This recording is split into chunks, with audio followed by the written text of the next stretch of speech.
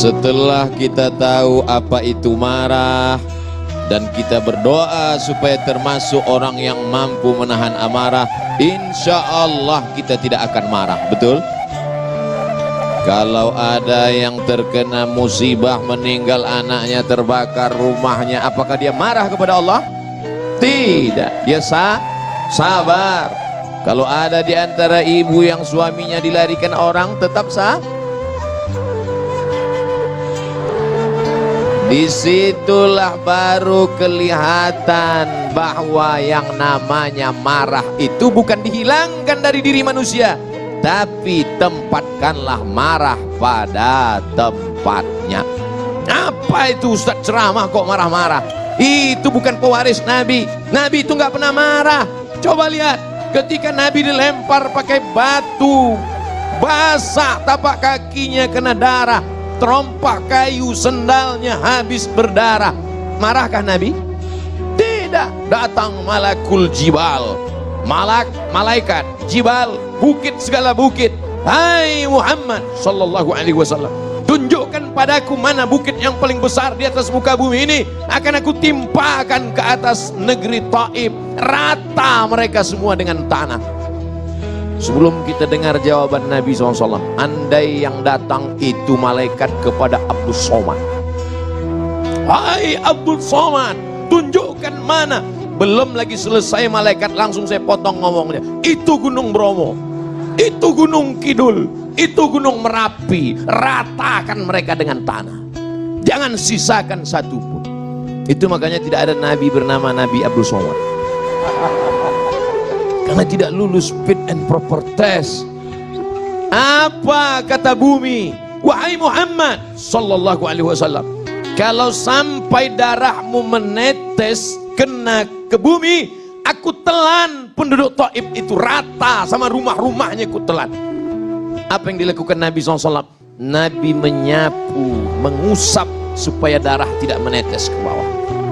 Andai malaikat berkata, bumi berkata, tanah berkata kepada Abdul Somad, Abdul Somad, andai menetes darahmu ke tanah, langsung saya gesekkan ke tanah. Tapi Nabi Muhammad SAW, adakah dia marah? Tidak. Adakah darahnya sempat menetes ke tanah? Tidak. Apa doanya? Asallah an yukhrij min aslabihim man ya'budullaha wa la yusyrika bihi syai'a. Ya Allah, keluarkan dari tulang sulbi mereka anak cucu yang akan mentauhidkan engkau, tidak mensyirikkan engkau. Bumi yang melempari Nabi itu sekarang 100% menjadi negeri Islam. Itulah dia negeri Taif, 91 km dari kota Makkah Al-Mukarramah. Pergilah bersama rombongan umroh kalau iklan. Artinya apa? Perjalanan hidup ini ada kalanya Nabi tidak pernah marah. Ketika pada perang Uhud, sahabat mengelilingi baginda Nabi Muhammad sallallahu alaihi wasallam. Satu sahabat meminta, ya Rasulullah, berdoalah, mintalah kepada Allah. Setiap nabi ada doa mustajab. Mohonlah kepada Allah supaya kalau engkau berdoa kepada Allah, maka seluruh orang kafir Quraisy ini akan mati sebagaimana dulu Allah menimpakan azab kepada umat Nabi Musa, umat Nabi Isa, umat Nabi Ibrahim. Apakah Nabi memanjatkan doanya? Tidak. Apa kata Nabi? Aku simpan doa mustajab itu syafaatan li ummati yaumal qiyamah, untuk syafaatku, untuk umatku, sebagai syafaat nanti di akhir zaman. 1441 tahun yang lalu dia sudah memikirkan kita. Dia tidak marah, dia tidak pernah mengamuk, dia tidak pernah berteriak. Kenapa Abdul Somad kalau ceramah teriak-teriak? Karena Abdul Somad ceramah jam ini suasana genting. Habis makan siang, urat perut tegang, urat mata kendur, angin spoi-spoi. Jadi kalau saya ceramah, marilah kita sabar. Nabi nggak pernah marah. Makanya saya selalu kalau ceramah saya perhatikan mana yang kira-kira matanya 5 watt ke situ saya. marilah kita. Supaya apa? Supaya kita pandai menempatkan kapan kita bersuara lembut dan kapan kita bersuara keras.